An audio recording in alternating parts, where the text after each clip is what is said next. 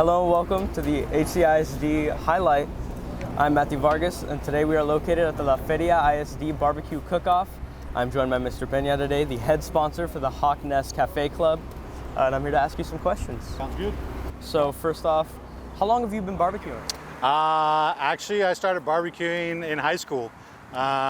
We would hang out at my house, and my parents were fortunate enough I was able to purchase meat and hang out Friday, Saturday nights, and be able to hang out with my buddies and burn some meat.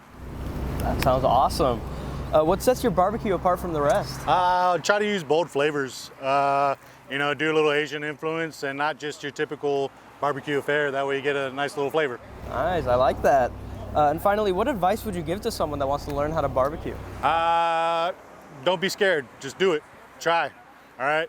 I know some meat is pretty expensive, but at the end of the day, you're not going to learn until you start trying. Sounds perfect. Thank you so much, Mr. Peña. Thanks for having me. Appreciate it. Next up, an interview with the students.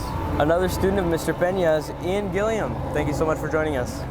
I want to ask, what is your favorite thing to barbecue? Honestly, my favorite thing to barbecue would probably be the ribs, because it's just low, slow, and just let it do its thing. That sounds amazing. How did you and your team prepare for this cook-off?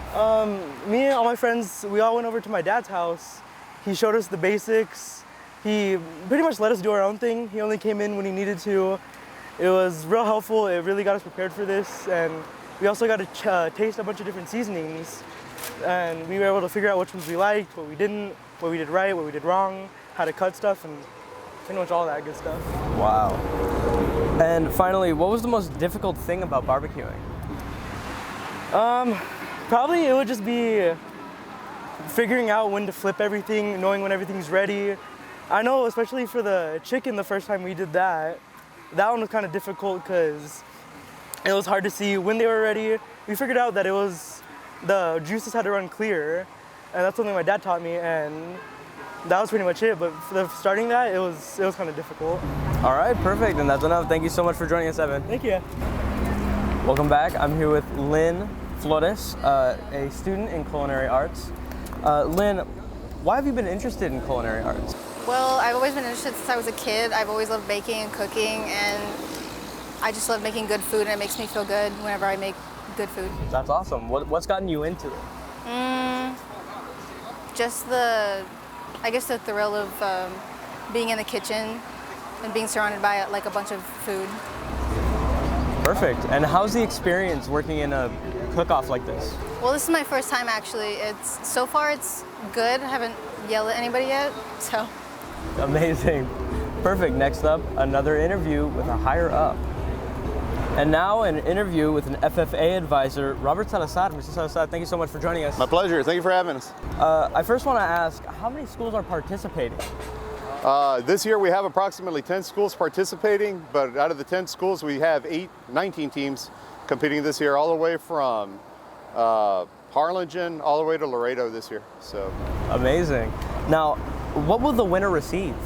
So this year's winners will get custom engraved cutting boards, and then each member of the winning team will get their cloth aprons with like leather embroidery on them, and that way they get a little memento each to take home with them when they leave here. Worth it. Finally, what are the judges looking for? So what we do is, for our judges, we actually bring in people from our community, and so what the judges are looking for kind of depends on their personal palate.